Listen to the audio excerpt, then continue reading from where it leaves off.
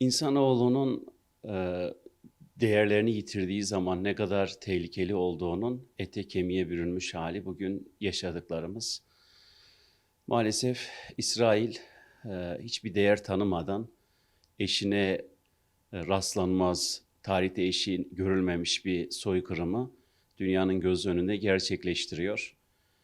Ve dünyada bu soykırımdan rahatsız olanlar güçleri yetmediği için, gücü yetenler ise soykırımı yapan katil İsrail'in güdümünde, kontrolünde oldukları için soykırım devam ediyor.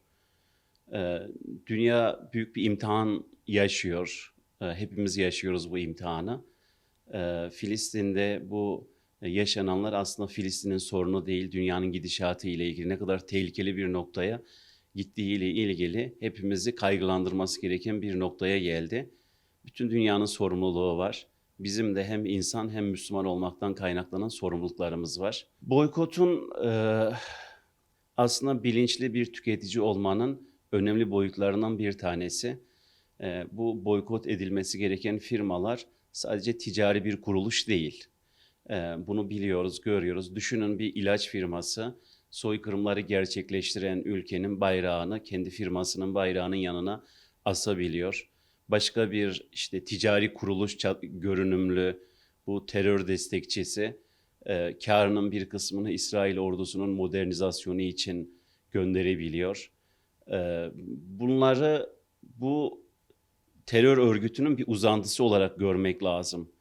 Aldığımız bir deterjanla, bir gıda ürünüyle bu soykırımı gerçekleştiren terör örgütlerini destekleyen firmalara destek olarak soykırımın ortağı oluyoruz.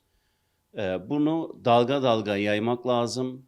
Sadece Türkiye'de değil, bütün dünyada soykırımı destekleyenlere ilişkin ciddi bir tepki var. Türkiye birçok konuda olduğu gibi boykotla ilgili konuda da dünyada yürütülen mücadelenin öncüsü olmalı.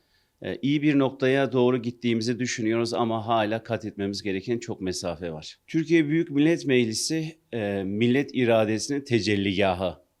Orada oy çokluğuyla değil, oy birliğiyle bu katliama doğrudan ya da dolaylı destek verenlerle ilgili bir müeyyidenin çıkması, bir düzenleme yapılması bu yönde atılacak bir adım. Türkiye'nin dünya kamuoyuna vereceği önemli bir mesaj olacak. Bu güçlü mesajı vermesi için bütün siyasi partilerin diğer görüşlerini, fikir ayrılıklarını bir tarafa bırakarak ortak hareket etmeleri ve dünyaya bu mesajı vermeleri gerekiyor. Bunu bekliyoruz siyasilerimizden.